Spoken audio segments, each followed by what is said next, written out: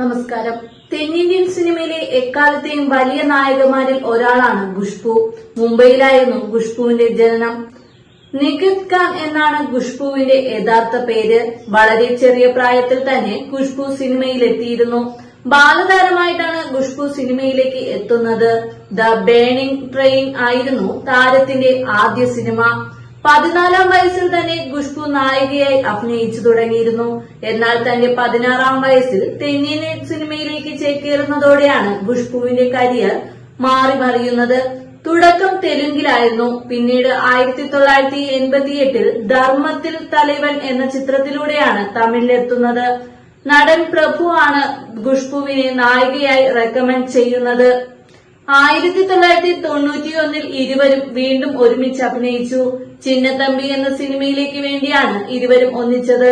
ആ സിനിമ വൻ വിജയം നേടുകയും ചെയ്തു. ഇതോടെ ഖുഷ്ബു താരത്തിൽ നിന്നും സൂപ്പർ നായിക പദവിയിലേക്ക് പരിവർത്തനം ചെയ്തു.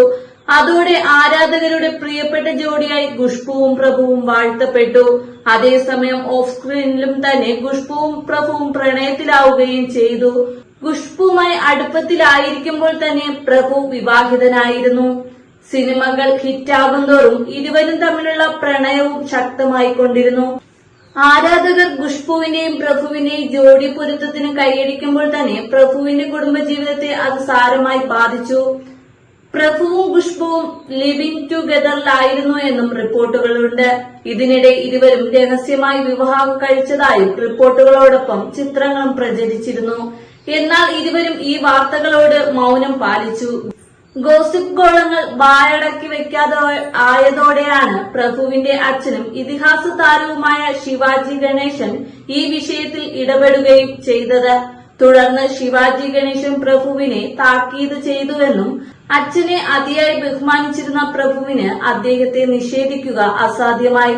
അങ്ങനെയാണ് പ്രഭുവും ഖുഷ്ബുവും തമ്മിലുള്ള പ്രണയത്തിന്റെ അവസാനം സംഭവിച്ചത്. വർഷങ്ങൾക്ക് ശേഷം പ്രഭുവുമായി ഉണ്ടായിരുന്ന അവിഹിത ബന്ധത്തെക്കുറിച്ച് ഖുഷ്ബു പ്രതികരിക്കുകയുണ്ടായി. 20 വർഷം മുമ്പ് സംഭവിച്ചതെല്ലാം കഴിഞ്ഞ കഥകളാണ്. ഇപ്പോൾ അതേക്കുറിച്ച് സംസാരിക്കുന്നതിൽ അർത്ഥമില്ല. ഞങ്ങൾ വളർന്നു. ഞങ്ങളുടെ കുടുംബവും പരസ്പരം ബഹുമാനിക്കുന്നുണ്ട്. ഞങ്ങളും പരസ്പരം സൗഹൃദം പുലർത്തുന്നു. കഴിഞ്ഞതെല്ലാം കഴിഞ്ഞു. എനിക്കാരെയും വേദനിപ്പിക്കാൻ താല്പര്യമില്ല എന്നാണ് ഖുഷ്ബു പ്രതികരിച്ചത്. എന്തായാലും ഖുഷ്ബു പിന്നീട് സംവിധായകൻ സുന്ദർ സിയുമായി പ്രണയത്തിലാവുകയും ഇരുവരും 2000-ൽ വിവാഹം കഴിക്കുകയും ചെയ്തു. 2 പെൺമക്കളാണ് ഇവർക്കുള്ളത്. 2010-ൽ ഖുഷ്ബു രാഷ്ട്രീയത്തിലും പ്രവേശിച്ചു. കോൺഗ്രസ് വക്താവായിരുന്ന ഖുഷ്ബു പിന്നീട് ബിജെപിയിലേക്ക് എത്തുകയായിരുന്നു. ഇപ്പോൾ ബിജെപിയുടെ ദേശീയ എക്സിക്യൂട്ടീവ് കമ്മിറ്റിയിലെ അംഗമാണ് ഖുഷ്ബു. രാഷ്ട്രീയത്തിലും അഭിനയത്തിലും സജീവമായ സാന്നിധ്യമാണ് ഖുഷ്ബു.